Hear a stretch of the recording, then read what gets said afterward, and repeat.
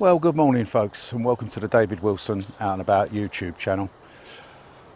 I'm down on the southeast coast of Kent in a place called Walmer. It's pretty overcast. It's just stopped raining. All the way down it's been raining, but it's finally stopped, and I believe it's going to be good for the next few hours. It's very, very windy and cold down here. I did want to get my drone up, but my 250 gram drone won't be able to handle the general wind, let alone the gusts. So what I'm doing, I'm leaving it in the car and travelling light on this walk. Just filled my pockets up and see how I get on. This is very much a recce. It's not really the time of year for me to do this sort of thing. But there's some interesting places in this area. We're walking from Walmer to Deal, which is around about 1.5 miles, then taking a walk around the town. And I'll be giving you some information on points of interest en route. But there is 3 castles in the area. There's Walmer Castle, which is about 100 metres that way. Deal Castle about a mile into the route.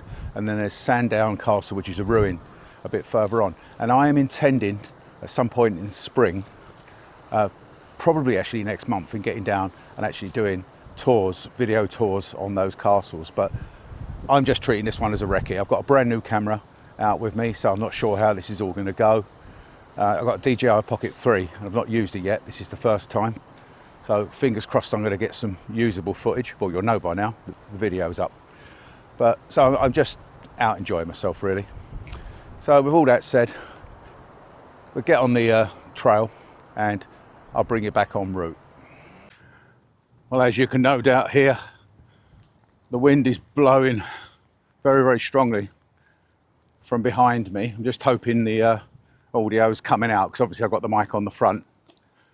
I'm walking away from the wind, so it should be a little bit better on the way in. When I say I just said it's not the time of year for me. I do quite a few walks at this time of year. However, this week and next week is half-term holiday.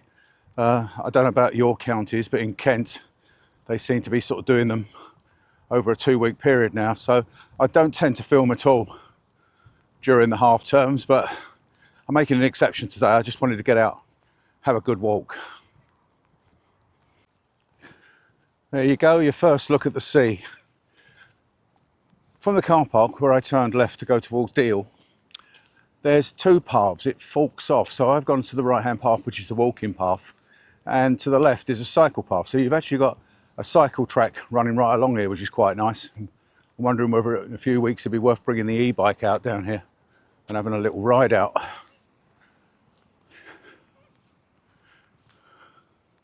We'll get nearer to the sea as we go further along. So there you have it. I'm on the walking path on the left here, and on the right is a cycle path. They do obviously cross at points, but I think it's a great idea. I'm going to look into more detail and see what sort of distance you can cover on this, because it's nice, flat, tarmacked, absolutely perfect for my bike. Some big Victorian houses to the left here. I'll just take you around, let you have a look.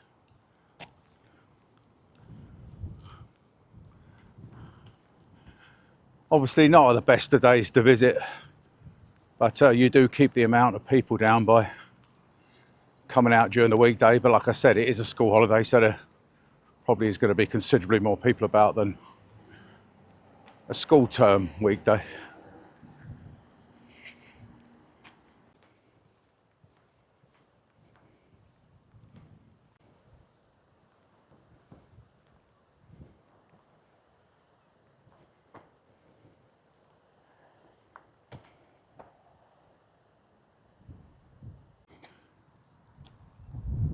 Well, here's our first point of interest I'm taking you to, the Julius Caesar plaque.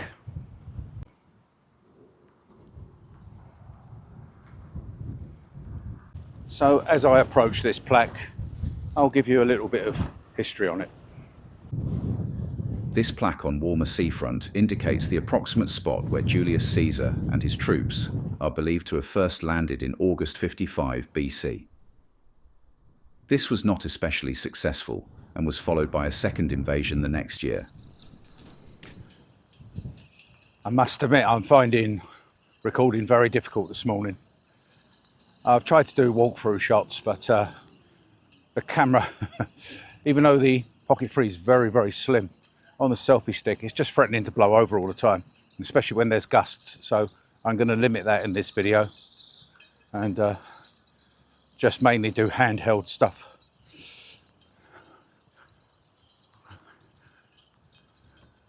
Oh, we're just coming up to the local sailing club, so we'll stop and have a little look around here. Well, there's our first proper view out to sea. It's a shame I can't get down to the water's edge from here. I'm standing on the edge of a shingle bank, which drops down around about 4 or 5 meters. Then there's a straight, and it's about another 3 meters down. I just will not get back up with my knees. What I'm going to do, I'm going to carry on along the shingle, taking it nice and slow, filming the little beach huts and the fishing boats. And while I'm doing that, I'm going to give you a little bit of history on a very dangerous place, just 3.5 to 4 miles out to sea. It's called Goodwin Sands.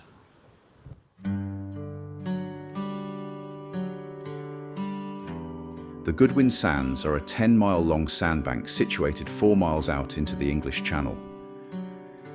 When the tide is high, the sea covers them, and they are completely submerged underwater. When the tide is low, large parts of the sands are exposed, like a wide beach sitting in the middle of the sea. Sometimes when the tide is low and the sea is stormy, you might be able to see the waves crashing on the Goodwin Sands. Seals climb onto the sands to digest their food and rest. At the time of the first Roman invasion of England in 55 BC, the Goodwins were one of 3 islands off the East Kent coast. The island was called Low-me-in, or Low Island. The other 2 were Rutupii and Thanet. In 1099, Low-me-in was flooded, leaving the sandbanks we see today. The Goodwin Sands are infamous for their toll of shipwrecks, about 2,000 in total. Some ships went down with all loss of hands. In the Great Storm of 1703, 4 ships foundered, and 1,200 sailors drowned in one night alone. It is estimated that as many as 50,000 people have died in shipwrecks on the Goodwin Sands.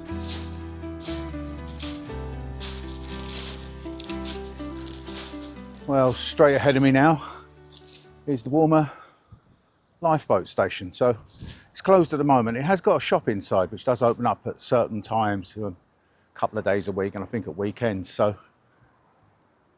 would be worth a visit. I'd love to go in and see the lifeboats at some time, but I'd have to get down at the weekend to do that. Anyway, let's go and have a look, and I'll give you a little bit of information on this.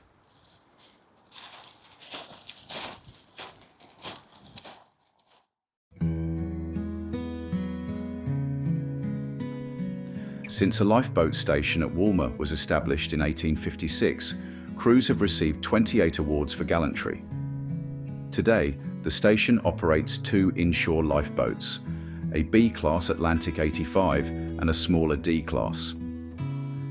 The current generation of B-class lifeboat is called the Atlantic 85, named after Atlantic College in Wales, where these rigid inflatable lifeboats, RIBs, were first developed. 85 represents its length, nearly 8.5 meters. Well, we're now approaching the Royal Marine Memorial Bandstand, and I'm going to stop here for a moment and give you a bit of history and take a little look around. The Deal Memorial Bandstand is a memorial to the 11 Royal Marine musicians who were killed in an explosion at their barracks in Deal. After the provisional IRA bombing of the Royal Marines barracks on the 22nd of September 1989, Deal Roundtable asked for ideas on how to remember the 11 musicians who had died. This bandstand forms a living Royal Marines memorial to those who died. 11 sides of the 12-sided bandstand structure have engraved tablets bearing the names of those who lost their lives. In the 17th century, Deal was a key strategic port, albeit a port without a harbour. Warships and merchant vessels would anchor in the Downs, with stores and people being taken between ships and shore by Deal boatmen. The support of warships in the Downs was the responsibility of a naval yard established on the area known as the Waste, which was located to the north of Deal Castle. This yard required a guard of sea soldiers whose service called them to be able afloat, as well as on land.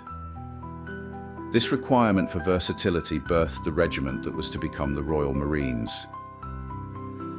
The Royal Marines have a long history in Deal, including the establishment of a Royal Marine Depot in 1861. The Depot Royal Marines put 554,554 recruits through basic training over the period of 1861 to 1977.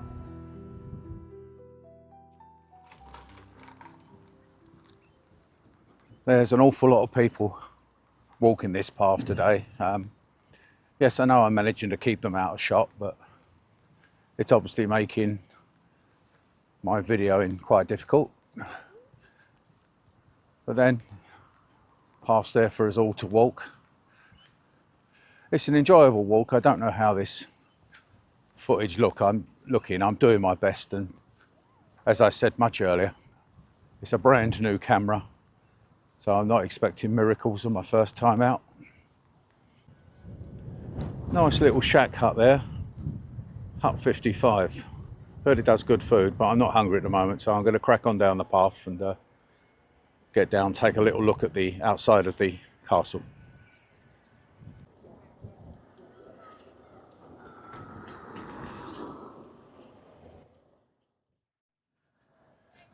Well, it wasn't forecast, but it's been raining, so I had to pack the camera away, and there's no cover. So you had sort of lashing drops of rain and high winds. The one issue with this camera, one of the biggest issues, is that it's not waterproof. The gimbal's exposed and the SD card slot's exposed, whereas my Insta360 Ace Pro is waterproof. There was no forecast for rain today, just this, windy and overcast, but you can never tell. This is Britain. I've left the coastal path for a moment, now heading towards the castle. Directly in front of us you can see that quite modern apartment block, and I could see that from quite a distance, so I knew I was approaching the castle. And I think you have to walk round to the left here to get to the actual entrance of the castle. Well, I'm going to go around the back and do a bit of videoing over the fence. Now, I've said it a couple of times in this video, I'm treating this video as a recce for a visit to the castle and Walmer Castle, more or less where I parked. So I can come out and get at least one of the castles done, or maybe the two in one day. And what I want to do is turn up before the castle was opened. So this is primarily a walk. When I come down to visit Deal or Walmer Castle, what I'll be doing, I'll be turning up probably round about 8:30 in the morning. So that's why I want to leave it at least another month, maybe a month and a half, till it's lighter in the morning. So that way I can get the drone up towards the castle, not necessarily over it, because I know they don't like that. Maybe circle the castle from a distance, and there'll be no people, so there's no threat to anybody. Everything will be closed.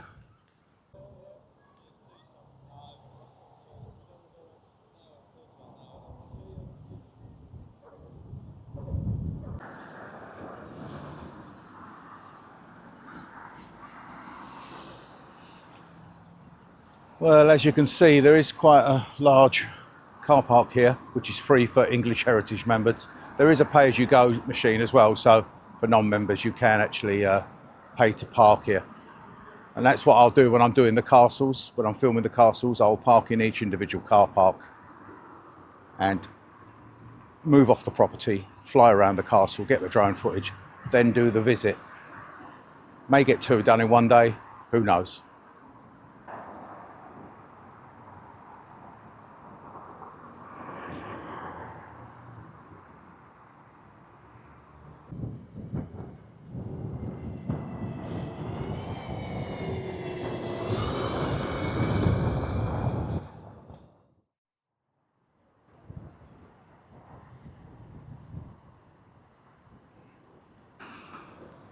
Yeah, it's getting a lot noisier now, not just the wind.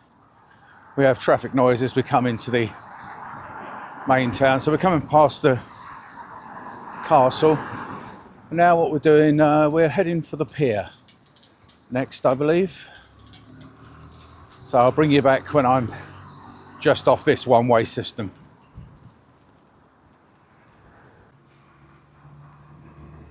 Well, I got that wrong. I was getting excited because I could see the pier, but our next point of interest is actually the Timeball Tower, so which is we're approaching now on the left, and then we've got the Regent, the old cinema as well. But we're getting there. I'm glad we're getting there, to be honest, because as soon as I started this walk, I had an issue with my right knee. It's not the actual arthritis; it's the cartilage, the permanent meniscus tear. So I'm actually struggling on this walk, so I'm glad it's not such a long one, probably only about 4 miles, and obviously all flat. I think the biggest issue I'm going to have is getting across the road to actually see it. It's a very busy road, but here goes. Well, they're very friendly down here. Cars stopped either side of the road to let me cross. Maybe they're thinking, oh, that poor old fellow with that weird looking walking stick. That's my camera stand. This iconic Grade 2 listed building on the seafront is a reminder of the importance of the town to the Navy in Georgian times. The Timeball signal was established in 1855. The Timeball Tower was a means whereby ships could set their chronometers, with accuracy being essential for successful navigation on long ocean voyages. The Timeball has been obsolete for over a century and is now a museum. The museum features exhibits about the history of the tower and its use for navigation, signalling and precision electrical timekeeping, and the mechanics of the operating Timeball.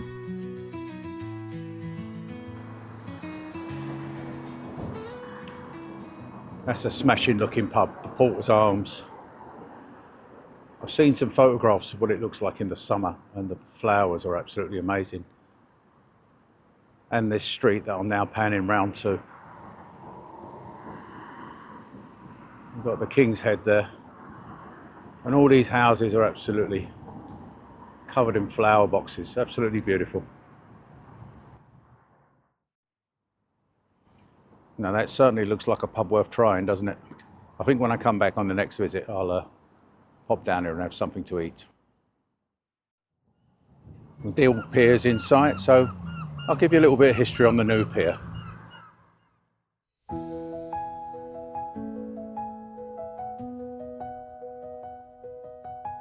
The pier is a significant local landmark and public amenity. It is internationally recognised as an angling venue, and Dover District Council has recently undertaken exciting new developments. A new-look cafe bar, designed by renowned architects Niall McLaughlin, was opened at the end of the pier in 2009.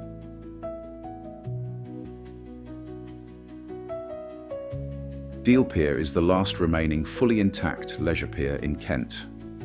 This is the third pier to exist in Deal and was opened in November 1957 by His Royal Highness Prince Philip, the Duke of Edinburgh. Although this 1,026-foot pier is predominantly made from concrete, it is an enjoyable walk with superb views back along the coastline.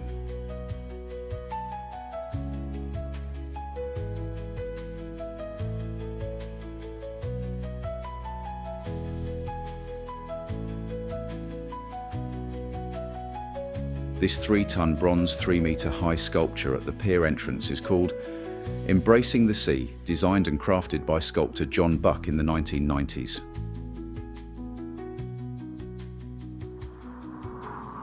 My oh my, that was windy on that pier, windy and cold, but quite an enjoyable walk all the same.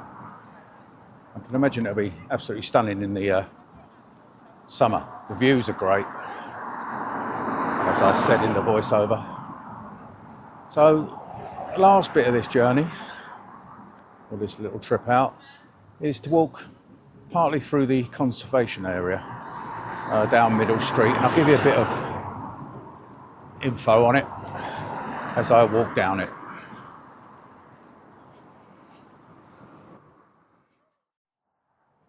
Just taking a quick look at the Royal Hotel, and then I'm going to cross the road and go up Market Street, and then up and down a bit, some of the little alleyways, and predominantly down Middle Street, sort of heading back in the direction I came.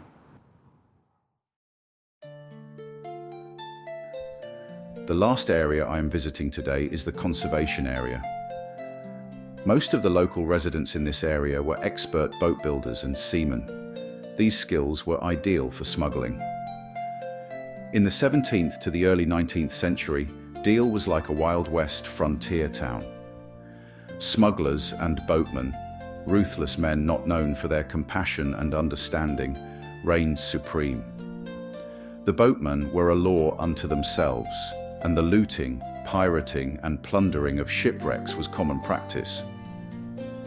The smugglers used secret tunnels and underground hiding places to steal their goods away from ships. Many of these tunnels remain hidden away, especially in the seafront conservation area where Farrier Street is located. Middle Street was designated as Kent's first conservation area in 1968. The area's historic and architectural significance has been recognised for a long time. The boundary of the conservation area has been extended 3 times since 1968.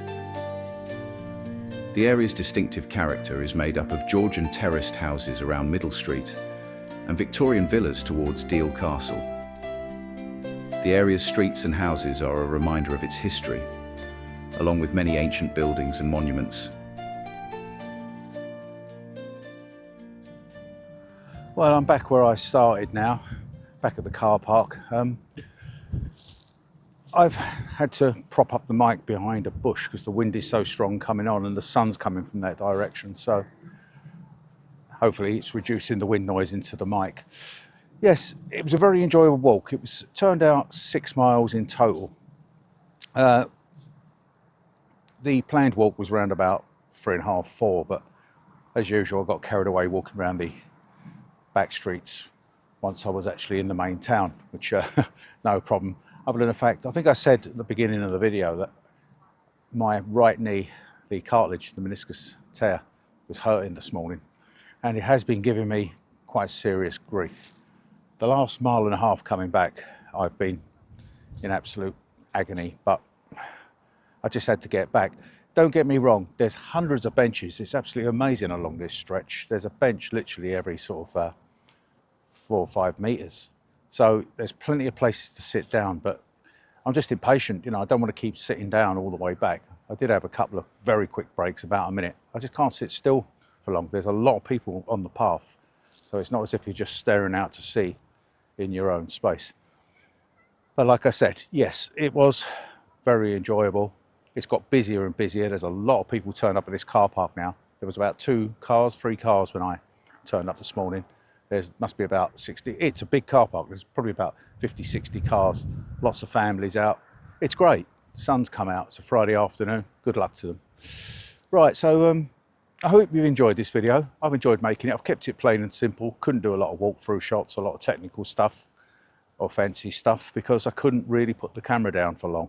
It's just been absolutely blowing a hoolie, as it normally does at the coast. But at least I've got to get out, got some fresh air, tried my new camera out, and obviously by looking at the footage I can tell where I'm going wrong or where I'm going right and what I need to do for the future. The other side of it is it's been good for a recce. I've come out, I found this car park, the little car park next to it. It's got toilets. Thank you for that. I really needed them when I got back. And there is another car park further up, which is the English heritage one for the actual Walmer Castle. But it's a good little area, so I can see me coming back soon and doing the castles. I am actually thinking now, because I know of 2 campsites around here where I may come down here and pitch my air tent, stay down a couple of days and actually do it and get some camping in as well. We'll see. It's an option. Right, so yeah, enough talking. Got to get on with some walking. I'll see you on the next video. Hope you've enjoyed this one. Bye for now.